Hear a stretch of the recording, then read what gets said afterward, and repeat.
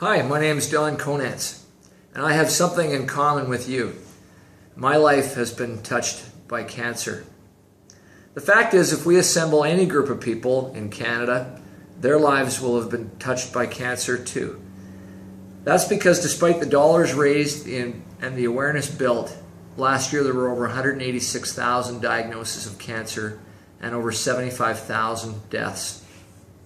1 in 3 Canadians will be diagnosed with cancer in their lifetime. Last November, Statistics Canada reported that cancer is now the greatest cause of death in every province and territory, accounting for 30% of all Canadian deaths. And it was an idle Tuesday last February that I was sitting in my doctor's office and he told me, "You have cancer." I'll not ever forget that moment. A diagnosis of cancer does not involve dialing 911, but it is being kidnapped and transported to a lonely place, for this is a disease for which, for many, there is no cure. Will I live 6 months? Will I live 6 years? I was and I am scared. Yet despite being scared, I'm optimistic and I'm very grateful. Let me tell you why I'm so optimistic. Over the last 200 years, medical research has helped push the boundaries of our longevity. We live longer and we live healthier. In fact, we live twice as long. Much of the low-hanging fruit has been conquered. But cancer is now the greatest threat to our healthy longevity, and it's an incredibly complex challenge. But I'm optimistic because the stars are lining up with this now being number 1 on our list. And the number 1 threat, the focus has never been greater.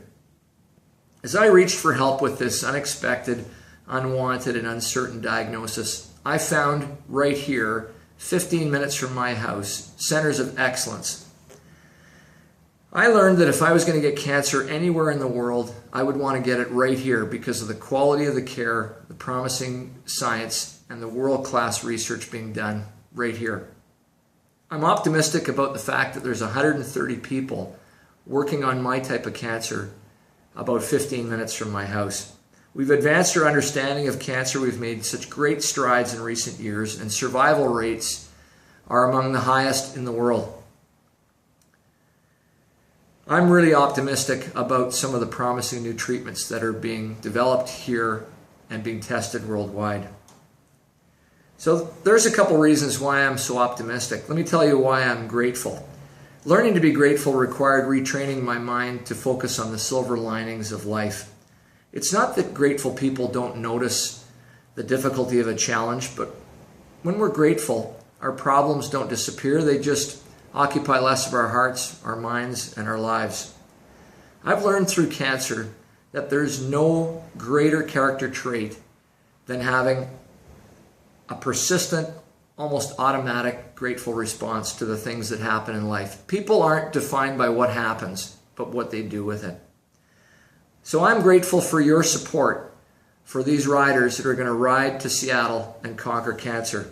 I'm grateful for the medical care that's accessible to me. We're all so blessed to live in North America and have these centers of excellence which are advancing the research, finding the answers, and implementing new treatments. I'm living proof that research and excellence in cancer treatment matters. Few of us are oncologists or researchers, but we're unwitting and vital foot soldiers in the events like this ride when cancer touches our lives. So I'm grateful to all of these riders. I'm grateful to Paul, and I'm certainly grateful to you for your support of this incredible and inspirational group. Mahatma Gandhi said, "Be the change in the world you wish to see." I see a world free from cancer. My children and your children will live in a cancer-free world. As exciting as it will be for these riders to reach Seattle, think about how important and satisfying it will be when we really do conquer cancer. Thanks so much for your support.